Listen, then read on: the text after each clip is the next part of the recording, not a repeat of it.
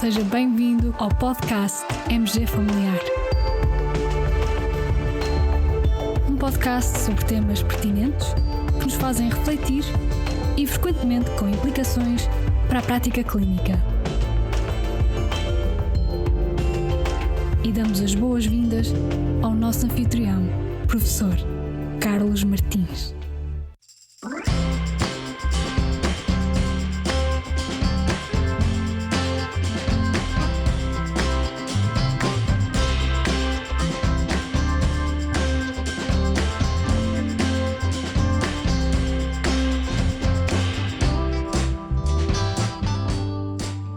Desta vez estou a gravar o nosso podcast bem longe de casa e por isso peço desde já desculpa se às vezes as condições do som não forem as habituais ou as ideais. Estou a gravar a partir de Florianópolis. Porquê? Porque aqui decorre o primeiro simpósio internacional de prevenção quaternária na atenção primária à saúde. Um evento organizado pelo Centro de Ciências da Saúde da Universidade Federal de Santa Catarina e para o qual tive a honra de ser convidado para realizar 3 apresentações. Primeiro uma palestra aberta aos alunos dos cursos relacionados com a saúde e com uma pós-graduação sob o título Check-ups, exames de rotina e rastreios, um dano que está na moda. E depois também para participar em 2 mesas redondas, uma sobre prevenção quaternária e a outra sobre a mudança dos rastreios oncológicos na União Europeia.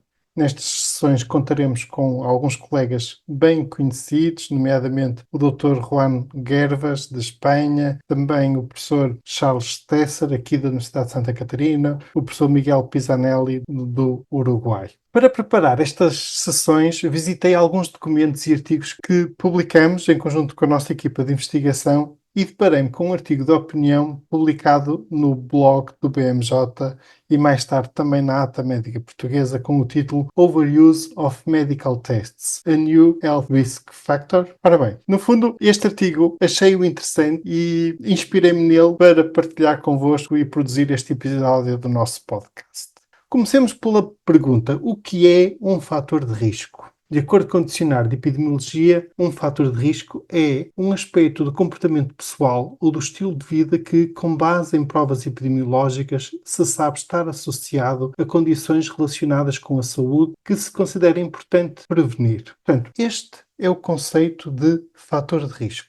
Nas últimas décadas, podemos observar um comportamento na população geral dos países ocidentais, um comportamento relacionado com a forma como os doentes utilizam os serviços médicos com intenção preventiva e a frequência com que fazem exames médicos e outros rastreios. Dispomos mesmo de evidência dessa tendência para a utilização excessiva dos serviços de saúde preventivos. Em Portugal, por exemplo, um estudo que realizamos, um estudo transversal de base populacional e que publicamos no PLOS ONE em 2013, mostrou que a maioria dos adultos portugueses considera que deve efetuar análises gerais de rotina ao sangue e à urina numa base anual, com uma frequência anual. E também considera que necessita de realizar outros exames, até exames como a radiografia pulmonar, a ecografia mamária, a ecografia abdominal e a ecografia ginecológica são considerados necessários por uma grande parte da nossa população. E tudo isto são exames que não estão recomendados para serem usados como exames de rastreio por rotina. Portanto, aqui, quando falamos rastreio por rotina, estamos a falar de exames em pessoas que estão bem, que não apresentam sintomas.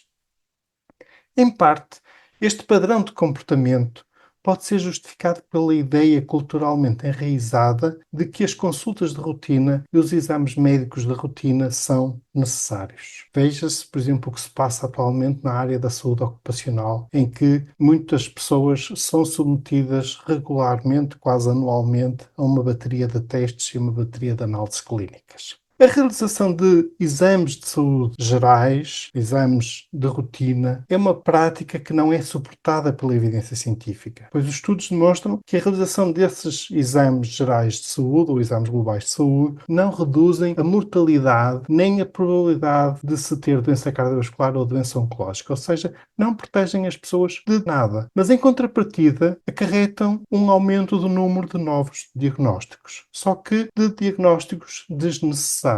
E aqui temos o problema do overdiagnosis, ou seja, do sobrediagnóstico. As campanhas de promoção da doença, o disease mongering, a maior variedade e disponibilidade de exames, testes médicos, fruto do desenvolvimento tecnológico e a noção disseminada de que mais medicina é sempre melhor, podem ser outros dos fatores que contribuíram para o desenvolvimento deste padrão comportamental, deste comportamento. Mas podem existir ainda outros fatores. Por exemplo, será também de considerar a hipótese de a consulta médica ter evoluído de um modelo no passado, que era um modelo paternalista, para um modelo que poderíamos designar por consumista. E aqui, quando falamos de um modelo consumista, no fundo trata-se daquele tipo de consulta médica em que os pacientes obtêm o que querem e que é bastante diferente do modelo ideal de tomada de decisão médica partilhada. Por outro lado, há também cada vez mais provas de que este comportamento de uso excessivo de testes e exames médicos está associado a danos. E considera-se importante prevenir esses danos. Os falsos positivos, os incidentalomas, o sobrediagnóstico, como já referi, e a consequente cascata de atitudes que provém deste sobrediagnóstico são alguns desses danos que podem afetar significativamente a qualidade de vida das pessoas saudáveis. Assim, por definição, podemos dizer que estamos perante um novo fator de risco para a saúde das pessoas. A utilização excessiva e inadequada de exames médicos é um fator de risco para a saúde das pessoas.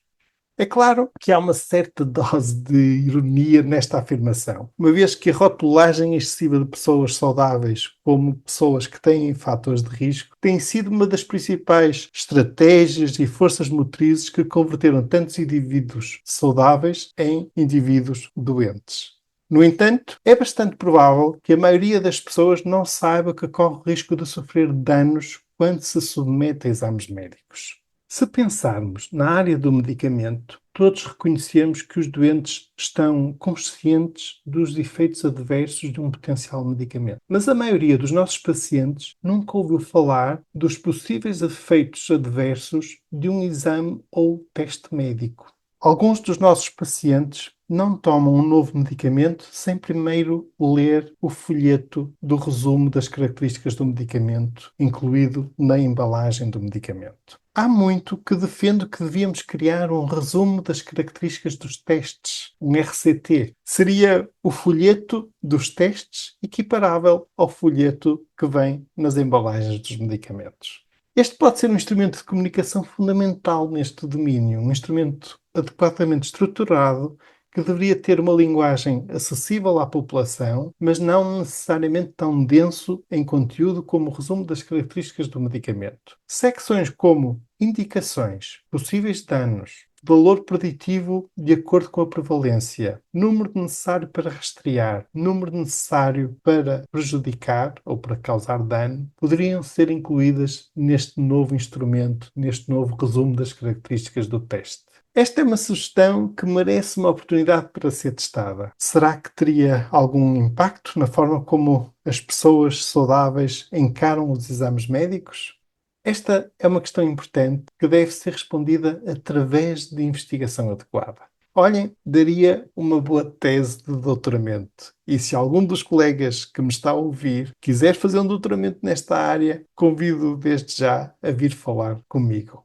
Mas, mesmo antes de chegarmos a esse patamar de dispormos dos resumos de características dos testes, se quisermos evitar o sobrediagnóstico e outros potenciais danos relacionados com a utilização excessiva e não baseada na evidência de testes médicos por pessoas saudáveis, devemos começar a pensar e conceber estratégias de comunicação para explicar à nossa população o que se entende por potenciais danos, falsos positivos, incidentalomas e sobrediagnóstico. Só compreendendo estes conceitos e conhecendo as probabilidades de ser beneficiado ou prejudicado é que a pessoa poderá tomar uma decisão médica partilhada, conversando com o seu médico e evitar o tal modelo consumista de utilização dos exames médicos.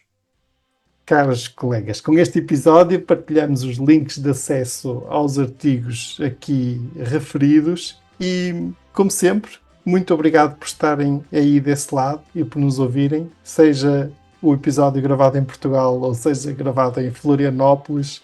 Fiquem bem, continuem bem e até ao próximo episódio.